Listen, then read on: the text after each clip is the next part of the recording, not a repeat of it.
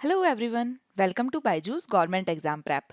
This day in history की series में आपका एक बार फिर से स्वागत है। आज की डेट है 8 दिसंबर 2020 और आज हम 8 दिसंबर के संबंध में इतिहास की जो महत्वपूर्ण घटनाएं हैं, हिस्ट्री के जो इम्पोर्टेंट टॉपिक्स हैं, उनके बारे में चर्चा करेंगे। तो चलिए शुरुआत करते हैं।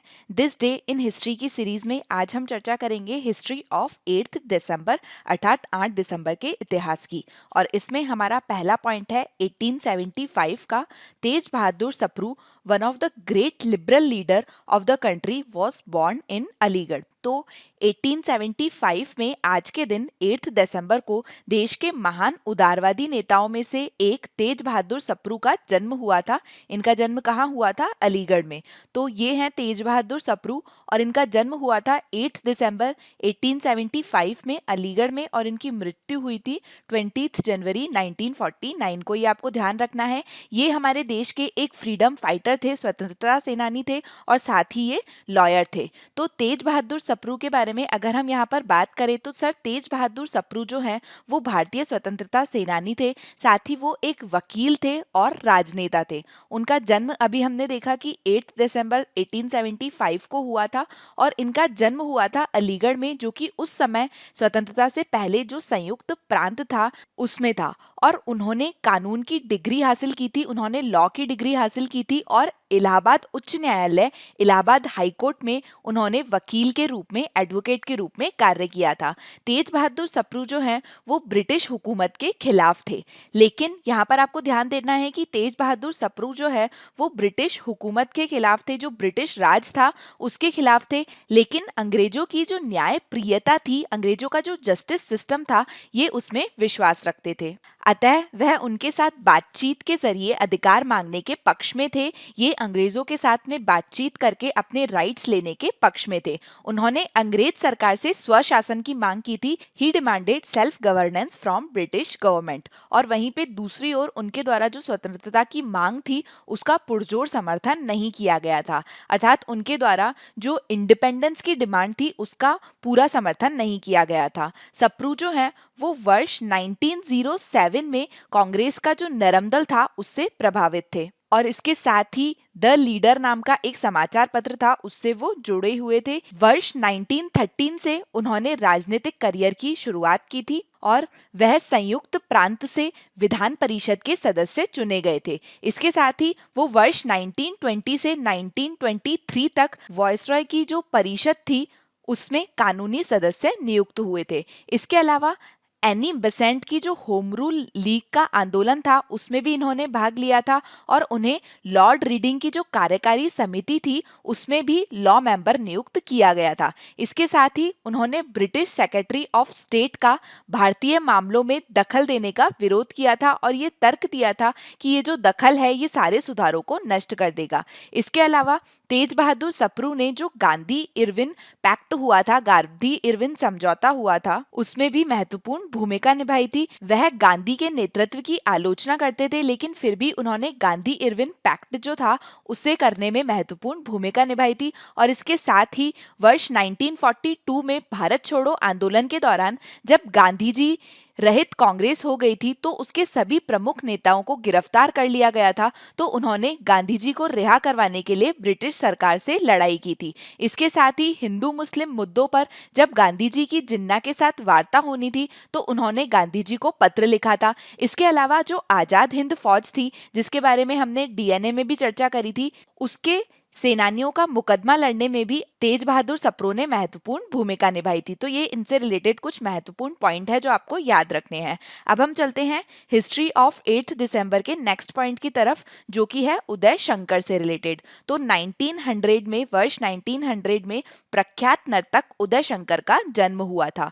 Birth of noted dancer Uday Shankar on 8 दिसंबर 1900। तो यहाँ पर अगर हम उदय शंकर के बारे में बात करें तो उदय शंकर हम यहाँ देख सकते हैं कि एक डांसर थे, एक नर्तक थे और वो एक कोरियोग्राफर थे। तो सबसे पहले हम देखेंगे कि इनका जन्म कब और कहाँ हुआ था। तो इनका जन्म हमने देखा 8 दिसंबर 1900 को हुआ था और इसके अलावा इनका जन्म हुआ था उदयपुर में, जो कि राजस्थान में स्थित है। और इसके अलावा इनकी मृत्यु हुई थी 26 सितंबर को वर्ष 1977 में, और उस समय इनकी आयु 76 वर्ष थी और इनकी मृत्यु हुई थी कोलकाता में। तो यहाँ पर आपको ध्यान रखना है कि इनका जन्म उदयपुर में हुआ था, तो ये उदयपुर से संबंध रखते हैं।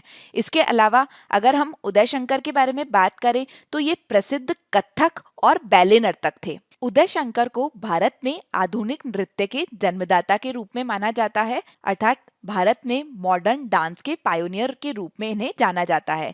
इसके साथ में ये एक विश्व प्रसिद्ध भारतीय नर्तक और नृत्य निर्देशक थे और इन्हें भारतीय शास्त्रीय लोक नृत्य और जनजातीय नृत्यों के जो तत्व हैं, अर्थात इन्हें इंडियन क्लासिकल फोक और ट्राइबल डांस के जो एलिमेंट हैं उसमें पारंपरिक भारतीय शास्त्रीय नृत्य में पश्चिम रंगमंचीय तकनीकों को अपनाने के लिए जाना जाता है। अर्थात इंडियन क्लासिकल डांस जो है उसमें यूरोपियन थियोरेटिकल टेक्निक्स को अडेप्ट करने के लिए जाना जाता है। इस प्रकार इनके लिए कहा जाता है कि उन्होंने आधुनिक भारतीय नृत्य की नींव रखी और इसके बाद में 1920 और 1930 का जो दशक था इसमें उन्हें भारत, यूरोप और यूएसए में लोकप्रिय बनाया और भारत का जो नृत्य है उसको दुनिया के मानचित्र में प्रभावशाली ढंग से स्थापित किया। अर्थात he later popularised this kind of dance in India, Europe and the United States in 1920s and 1930s and he was pioneer of modern dance in India.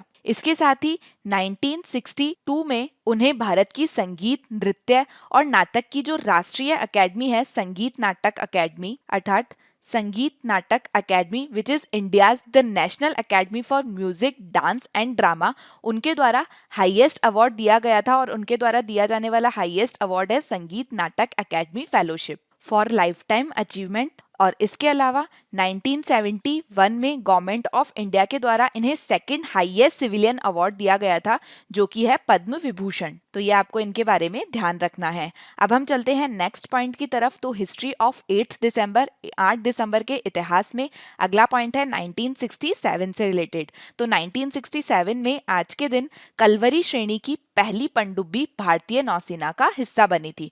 The first submarine of Kalvari class became part of Indian navy.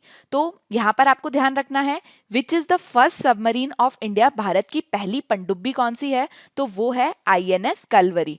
और ये जो INS Kalvari है, Kalvari class की जो submarine है, ये 8 दिसंबर 1917 को भारतीय नौसेना का हिस्सा बनी थी। कलवरी का मतलब अगर हम यहाँ पर समझे तो मलयालम लैंग्वेज में कलवरी का मतलब a deep sea tiger shark होता है। तो 8 दिसंबर 1967 को पहली पनडुब्बी, पहली सबमरीन कलवरी को भारतीय नौसेना में शामिल किया गया था और इसके बाद में इसे 31 मार्च 1996 को इसके जब 30 वर्ष पूरे हो गए थे तो उसके बाद में राष्ट्रीय सेवा के बाद में नौसेना से सेवानिवृत्त कर दिया गया। यहाँ पर हमने देखा कि ये जो कलवरी नाम है ये दिया गया है हिंद महासागर में पाई जाने वाली जो खतरनाक टाइगर शार्क होती है उसके नाम पर। और इसके बाद में विभिन्न श्रेणियों की बहुत सी पनडुब्बियां जो है वो नौसेना का हिस्सा बनी थी। जैसे हमने देखा कि ये कलवरी क्लास की सबमरीन थी, उसके बाद में स्कॉर्पियन क्लास की सबमरीन्स जो है वो नौसेना का हिस्सा बनी। तो सबसे पहले जो सबमरीन हिस्सा बनी थी वो आईएनएस कलवरी थी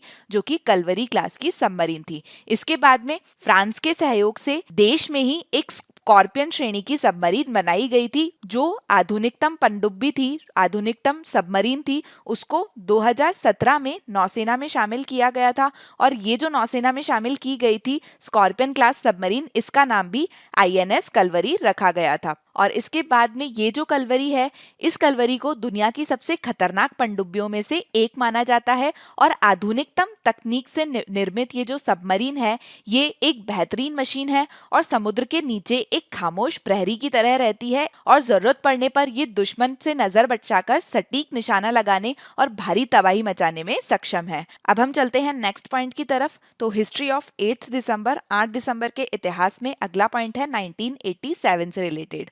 तो 1987 में आज के दिन अमेरिका के राष्ट्रपति, उस समय जो अमेरिका के राष्ट्रपति थे रोनाल्ड रीगन और सोवियत नेता मिशाइल गोर्बाचोव ने परमाणु हथियारों में कटौती की संधि पर हस्ताक्षर किया था। US president Ronald Reagan and Soviet leader Mikhail Gorbachev sign a treaty to cut down nuclear weapon, और इस ट्रीटी का नाम था इंटरमीडिएट रेंज एटॉमिक फोर्स अर्थात आईएनएफ। तो आपको ध्यान रखना है आईएनएफ जो ट्रीटी हुई थी वो यूएस और सोवियत संघ के बीच में होने वाली एक ट्रीटी थी। अगर हम इस ट्रीटी के बारे में बात करें तो ये जो ट्रीटी यूएस और यूएसएसआर के बीच में साइन हुई थी, ये ट्रीटी प्रोहिबिट करती है यूएस और सोवियत यूनियन को from possessing, testing and deploying ground launch cruise and ballistic missiles of range between 500 and 5500 kilometre. तो यहाँ पर आप देख सकते हैं कि ये जो ट्रीटी है ये कवर करती है सभी ग्राउंड लॉन्च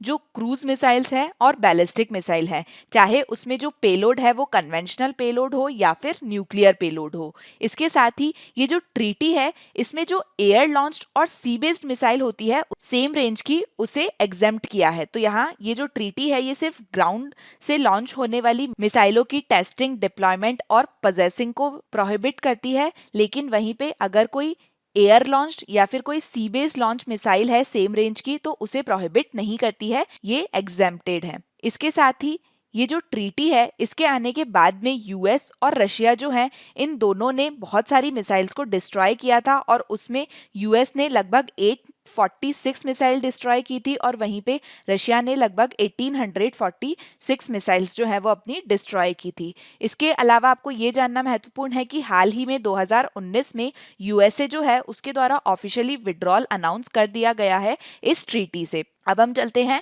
नेक्स्ट पॉइंट की तरफ। हिस्ट्री ऑफ 8 दिसंबर में नेक्स्ट पॉइंट है 1998 से रिलेटेड। तो 1998 में आज के दिन women's ice hockey was held for the first time in Olympic history. Olympic के इतिहास में पहली बार महिला आइस हॉकी जो है वो खेला गया था, और ये जो पहला महिला आइस हॉकी खेला गया था इसमें फिनलैंड ने स्वीडन को बीट किया था 6-0 से इन दी फर्स्ट मैच। तो यहाँ पर अगर हम ओलंपिक के बारे में और आइस हॉकी के बारे में बात करें तो जो वुमेन्स आइस हॉकी है उसे ओलंपिक में एज अ स्पोर्ट एक्सेप्ट किया था 1992 में, अर्थात वुमेन्स आइस हॉकी जो है उसे एज अ स्पोर्ट्स ओलंपिक्स में 1992 में एक्सेप्ट किया गया था। मेंस आइस हॉकी इससे पहले था लेकिन वुमेन्स आइस हॉकी नहीं था।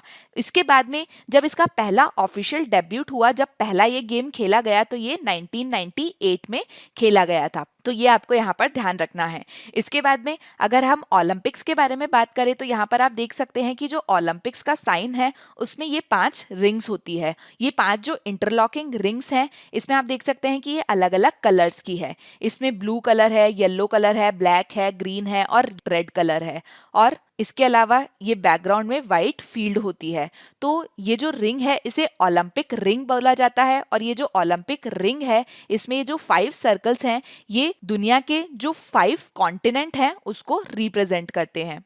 इसमें अफ्रीका, एशिया, अमेरिका, यूरोप और ओशनिया आता है। तो यहाँ पर ये जो ब्लू रिंग है ये रिप्रेजेंट करती है यूरोप को, जो रेड रिंग है वो रिप्रेजेंट करती है अमेरिका को। इसके अलावा जो येलो रिंग है वो एशिया को रिप्रेजेंट करती है, जो ब्लैक रिंग है वो अफ्रीका को रिप्रेजेंट करती है, और जो ग्रीन रिंग है वो ऑस्ट्रेलिया एंड ओशनिया को रिप्रेजेंट करती है। तो ये आपको ध्यान रखना है। इसके अलावा जो इंटरनेशनल ओलंपिक कमेटी है वो एक प्राइवेट नॉन गवर्नमेंट ऑर्गेनाइजेशन है जिसका हेडक्वार्टर स्विट्जरलैंड में है, ये आपको ध्यान रखना है। इसके अलावा ओलंपिक से रिलेटेड एक इम्पॉर्टेंट फैक्ट ये है, अगर आपसे पूछा जाता है who was the first Indian women to ever win an Olympic medal, तो the first Indian women to ever win an Olympic medal was Karnam Malleshwari. She won a bronze medal at Sydney Olympic in women's 69 kg category in weightlifting. इसके अलावा 2022 का winter Olympics कहाँ होने वाला है,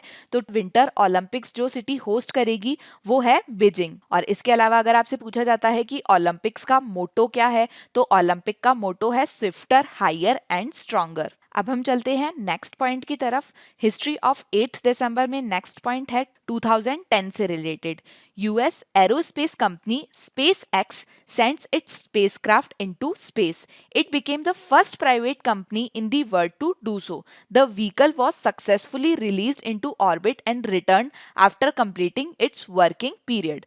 तो 2010 में आज के दिन अमेरिका की जो एयरोस्पेस कंपनी है स्पेस एक्स, इसने अपना पहला यान अंतरिक्ष में भेजा था और ऐसा करने वाली ये दुनिया की पहली कंपनी बनी और ये यान कक्षा में सफलतापूर्वक छोड़ा गया और अपनी कार्य अवधि को पूरा करने के बाद में वापस लौट आया। तो यहाँ पर अगर हम स्पेस एक्स के बारे में बात करें तो स्पेस एक्स जो है उसकी स्थापना की गई थी 2002 में। Who was the founder of SpaceX? SpaceX के संस्थापक कौन है? तो स्पेस एक्स के संस्थापक आपको पता होना चाहिए, ये है एलन मस्क। स्पेस एक्स जो है वो एक प्राइवेटली फंडेड रॉकेट मैन्युफैक्चर और ट्रांसपोर्ट सर्विस कंपनी है और इसे स्पेस एक्सप्लोरेशन टेक्नोलॉजी के नाम से भी जाना जाता है। Was founded by Elon Musk, ये आपको ध्यान रखना है।